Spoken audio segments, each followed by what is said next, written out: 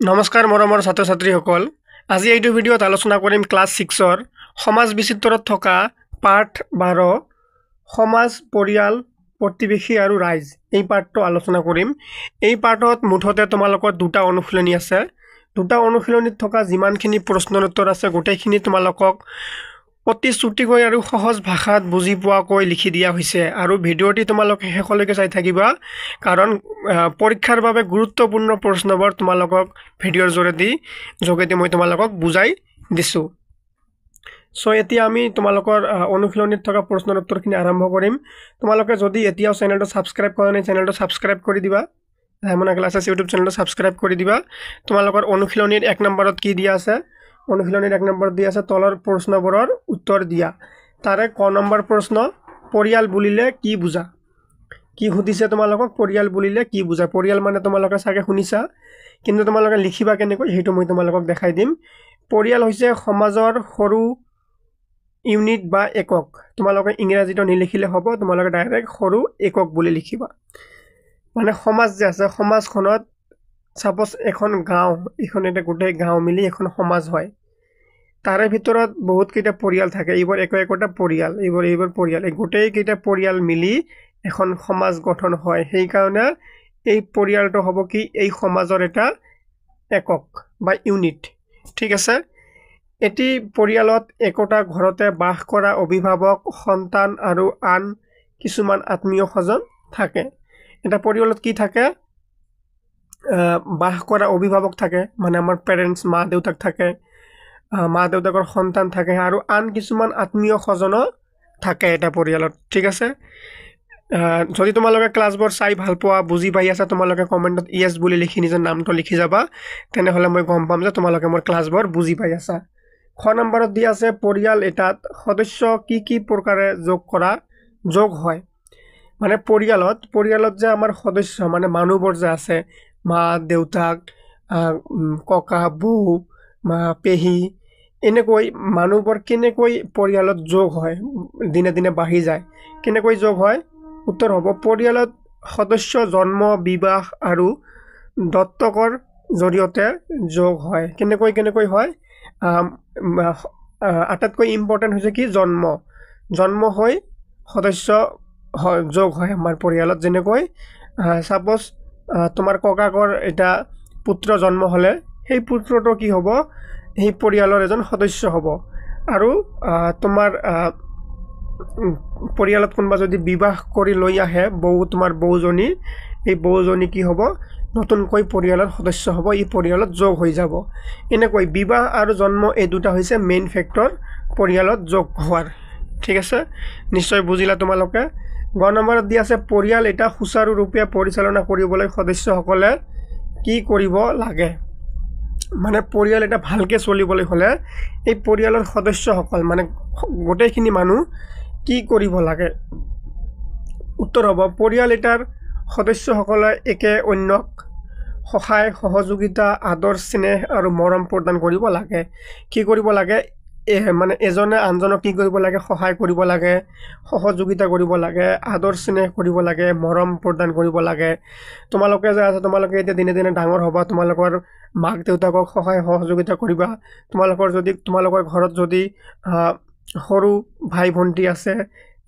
সেই সকলক কি কৰিবা তোমালোকে মৰম স্নেহ কৰিবা আৰু যদি তোমালোকৰ ডাঙৰ আছে সেইবোৰক সন্মান কৰিবা এনেকৈ এটা পৰিয়াল ভালকে চলাৰ কাৰণে এইবোৰ কৰিব লাগে সদস্যসকলে ঠিক আছে তাৰপিছত তোমালোকৰ খ নম্বৰ প্ৰশ্নত দিয়া আছে কি খ নম্বৰ প্ৰশ্নত আছে ভাৰতীয় পৰম্পৰাত পৰিয়াল সম্বন্ধে কি কোৱা হৈছে মানে আমাৰ ভাৰতীয় পৰম্পৰা হিচাপত আমাৰ পৰিয়াল সম্বন্ধে কি কৈছে উত্তৰ হ'ব ভাৰতীয় পৰম্পৰাত পৰিয়ালক ঘৰ বুলি কোৱা হয় কি বুলি কোৱা হয় ঘৰ আমি ঘৰ বুলি ক'লে এই ঘৰত গোটেই কেইটা মানুহ থকা বুজাও মানে অকল এটা অট্টালিকাৰ কথা নুবুজায় কিন্তু মানে আমাৰ ভাৰতীয় পৰম্পৰাগত পৰিয়ালক ঘৰ বুলি কোৱা হয় এটা ঘৰ মানে এই ঘৰত বহুত মানুহ আত্মীয় স্বজন অভিভাৱক বিভিন্ন ধৰণৰ সদস্য মিলি এটা পৰিয়াল গঠন হয় তাকে ঘৰ বুলি কোৱা হয় ঘৰ বুলি ক'লে অকল এটা অট্টালিকা নহয় বা এটা বিল্ডিং নহয় এই ঘৰত এই গোটেই সদস্যৰ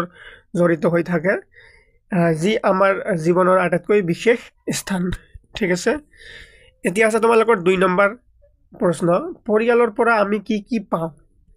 এতিয়া কথাটো হ'ল পৰিয়ালৰ বিষয়ে আমি বহুত কিটা বস্তু পঢ়িলোঁ। এই পৰিয়ালৰ পৰা আমি কি কি পাওঁ। ইয়াৰ উত্তৰ হ'ব, পৰিয়ালৰ পৰা আমি আদৰ, স্নেহ, মৰম, শিক্ষা, সহানুভূতি, সহায় সহযোগিতা, দায়িত্ববোধ আদি মূল্যৱান মানৱীয় গুণবোৰ লাভ কৰোঁ। কি কি পাওঁ আমি পৰিয়ালৰ পৰা? আদৰ স্নেহ পাওঁ। যদি আমাৰ ডাঙৰ পৰা আমাক কি কৰে, আমাৰ পৰিয়ালত আমাক আদৰ স্নেহ কৰে, মৰম কৰে। তাৰপিছত আমাৰ মা দেউতাকে আমাক কি দিয়ে? শিক্ষা দিয়ে। শিক্ষা দিয়ে আমাক, আমি যাতে ভৱিষ্যতে ভালকে এজন ভাল মানুহ হিচাপে গঢ়ি উঠিব পাৰোঁ, সেই হিচাপত শিক্ষা দিয়ে। আৰু কি দিয়ে? আমাক সহানুভূতিৰ প্ৰয়োজন হয়। আমি এই সহানুভূতি পাওঁ পৰিয়ালৰ পৰা, সহায় সহযোগিতা পাওঁ। আজি আমাৰ কিবা এটা প্ৰব্লেম হ'লে আমাৰ পৰিয়ালৰ মানুহখিনিয়ে আমাক সহায় কৰিব, সহযোগিতা কৰিব। যিকোনো কণ্ডিশ্যনত আমাৰ পৰিয়ালৰ মানুহে বেছি সহায় সহযোগিতা কৰিব। আৰু কি কৰিব? দায়িত্ববোধ, মানে তোমাৰ কিবা এটা প্ৰব্লেম হ'লে তোমাৰ মাক দেউতাকৰ দায়িত্ব আছে তোমাৰ প্ৰতি, তোমাৰ প্ৰব্লেমটো ঠিক কৰাৰ। কিন্তু সেম তেনেকৈ তোমাৰো প্ৰব্লেম আছে, তোমাৰো দায়িত্ব আছে তোমালোকৰ মাক দেউতাকৰ বা পৰিয়ালৰ সদস্যৰ কিবা এটা অসুবিধা হ'লে তুমিও দায়িত্ব ল'ব লাগিব এইখিনি অসুবিধা ঠিক কৰাৰ কাৰণে। আদি এই মূল্যৱান মানৱীয় গুণবোৰ পোৱা যায়। মানে মুঠ কথাতে এজন ভাল মানুহ হিচাপে আমাৰ যিখিনি মানৱতা লাগে, এই মানৱীয় গুণবোৰ এটা পৰিয়ালে আমাক দিয়ে। ঠিক আছে, এইখিনিতে তোমালোকৰ অনুশীলনী 1 শেষ হ'ল। এতিয়া আছে তোমালোকৰ অনুশীলনী 2। অনুশীলনী 2 1 নম্বৰত আছে তলৰ প্ৰশ্নবোৰৰ উত্তৰ দিয়া। ক নম্বৰত কি আছে? প্ৰতিবেশী মানে কি? আমি অনুশীলনী 1ত পঢ়িলোঁ, অকল পৰিয়ালৰ বিষয়ে পঢ়িছোঁ। এতিয়া আমি কি পঢ়িম? প্ৰতিবেশী মানে কি? প্ৰতিবেশী মানে হ'ল আমি যিসকল মানুহৰ ওচৰত বাস কৰোঁ তেওঁলোকেই আমাৰ প্ৰতিবেশী। মানে তোমালোকৰ ঘৰখন যে আছে, তোমালোকৰ ঘৰখনৰ চাৰিওফালে একদম ওচৰা ওচৰিকৈ যিমান কেইটা মানুহ বসবাস কৰে তোমাৰ ঘৰৰ ওচৰত, সেইবোৰ কি তোমাৰ প্ৰতিবেশী বুলি। তোমাৰ ঘৰৰ সোঁফালে, বাওঁফালে, পিছফালে, আগফালে যিমানখিনি পৰিয়াল বসবাস কৰে, একেলগতে মিলিজুলি আমি যে বাস কৰোঁ, সেই মানুহবোৰক কি বুলি কোৱা হয়? প্ৰতিবেশী বুলি কোৱা হয়। মানে তোমালোকে চিধা কথা মনত ৰাখিবা, তোমাৰ ঘৰৰ কাষত যোনে আছে সি তোমাৰ প্ৰতিবেশী, আৰু সেই মানুহজনৰ প্ৰতিবেশী তুমি, তোমাৰ প্ৰতিবেশী সেই পৰিয়ালটো, এনেকৈ হয়। ঠিক আছে, এতিয়া তোমালোকৰ খ নম্বৰ কি আছে? ৰাইজ বুলিলে কি বুজা? ইম্পৰ্টেণ্ট প্ৰশ্ন। তোমালোকে ৰাইজ কথাটো শুনিয়ে থাকা চাগে। ৰাইজ মানে তোমালোকে অলপ হ'লেও গম পোৱা। ঠিক আছে, এই ৰাইজ বুলিলে কি বুজা তোমালোকে? যদিও গম পোৱা, কিন্তু তোমালোকেতো অসমীয়াত লিখিব লাগিব। এখন গাঁৱৰ বা চহৰৰ মানুহবোৰ মিলি এটা সমাজ গঠন কৰে। কি হয়? এখন গাঁও বা চহৰৰ মানুহ গোটেইখিনি মিলি কি কৰে? এটা সমাজ গঠন কৰে। এই সমাজত থকা সকলো মানুহক ৰাইজ বোলা হয়। বুজিলা? একেবাৰে সহজ ভাষাত, একদম তোমালোকে সোনকালে বুজি পোৱাকৈ, আৰু যাতে তোমালোকে এবাৰ পঢ়িলে উত্তৰবোৰ মনত থাকে, সেই হিচাপত লিখি দিয়া হৈছে। আৰু এই গোটেইকেইটা প্ৰশ্ন তোমালোকৰ পৰীক্ষাৰ বাবে খুবেই ইম্পৰ্টেণ্ট হয়, গুৰুত্বপূৰ্ণ হয়। সেইবাবে মই তোমালোকক সুন্দৰকৈ বুজাই দি আছোঁ। ঠিক আছে, মনত ৰাখিবা, আমাৰ এখন গাঁও বা চহৰৰ গোটেইখিনি মানুহ মিলি কি কৰে? এটা সমাজ গঠন কৰে। এই সমাজত থকা প্ৰতিজন মানুহক কি বুলি কোৱা হয়? ৰাইজ বোলা হয়। এই ৰাইজত ল'ৰা ছোৱালী, মানে তোমালোকৰ কোনো বয়সৰ সীমা নাই। মানে মানুহ হ'লে হ'ল এই সমাজত ৰাইজ বুলি কোৱা হ'ব। ইয়াত পুৰুষ মহিলা, ল'ৰা ছোৱালী, ডাঙৰ সৰু গোটেইখিনি মিলি কি কোৱা হয়? ৰাইজ বুলি কোৱা হয়। এতিয়া তোমালোকৰ গ নম্বৰত আছে ৰাইজে সহযোগিতাৰে পালন কৰা যিকোনো 2টা উৎসৱ উল্লেখ কৰা।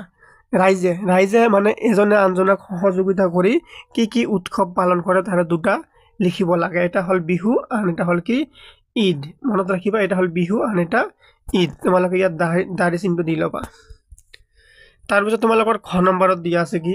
সামূহিক গোটৰ এটা উদাহৰণ দিয়া। সামূহিক গোট মানে কি? সামূহিক গোটৰ এটা উদাহৰণ: নামঘৰ, মন্দিৰ, ভোজ, উৎসৱ, পুৰণি ঘৰৰ মাক পিতালৈ সহায়, এইবোৰ সামূহিক গোটৰ উদাহৰণ। দ্বিতীয় নম্বৰত আছে কি তোমালোকৰ? সমাজ এখন সুচাৰুৰূপে চলাত প্ৰতিবেশীৰ ভূমিকা সম্বন্ধে চমুকৈ লিখা। প্ৰতিবেশী মানে তোমালোকে গম পোৱা তোমালোকৰ ঘৰৰ বাওঁফালে সোঁফালে আগফালে পিছফালে যোনকেইটা পৰিয়ালে বসবাস কৰে সেইকেইটাই হ'ল তোমাৰ প্ৰতিবেশী। এই প্ৰতিবেশীৰ ভূমিকা আমাৰ সমাজত কি সুচাৰুৰূপে মানে সমাজ এখন ভালকৈ চলিবলৈ মানে হ'লে এই প্ৰতিবেশীৰ ভূমিকা কি? প্ৰতিবেশীৰ ভূমিকা অতি গুৰুত্বপূৰ্ণ হয়। কিয়? তোমালোকে যদি তোমালোকৰ প্ৰতিবেশী তোমালোকৰ ঘৰৰ ওচৰত থকা মানুহ পৰিয়ালটোৰ লগত তোমালোকে যদি মিলি থাকিব নোৱাৰা তেন্তে হ'লে সমাজখনত এটা বেয়া পৰিৱেশৰ সৃষ্টি হৈ যাব। আৰু যদি তোমালোকে মিলিজুলি বসবাস কৰিব পাৰা তেন্তে এটা আমি সহায় সহযোগিতাৰে সমাজখনক ভালকৈ পৰিচালিত কৰিব পাৰি। আমি উত্তৰত কি লিখিম? সমাজৰ মানুহে একেলগে মিলি উৎসৱ উদযাপন কৰে, বিপদত সহায় কৰে আৰু দৈনন্দিন জীৱনত একে অন্যক সহায় সহযোগিতা কৰে। সেয়ে সমাজ চলাবলৈ প্ৰতিবেশীৰ ভূমিকা গুৰুত্বপূৰ্ণ। তাৰপিছত তোমালোকৰ 3 নম্বৰ প্ৰশ্নত কি দিয়া আছে? অসমৰ জনজীৱনত ৰাইজৰ ভূমিকা বৰ্ণনা কৰা। জনজীৱনত ৰাইজৰ ভূমিকা কি? উত্তৰ হ'ব অসমত ৰাইজে নামৰ ভোগালী ভোজ উৎসৱ পালন পুৰণি মানুহৰ যত্ন আদিৰ ক্ষেত্ৰত একেলগে মিলি কাম কৰে। ইয়ে সমাজত সৌহাৰ্দ্য আৰু সহযোগিতাৰ পৰিৱেশ সৃষ্টি কৰে।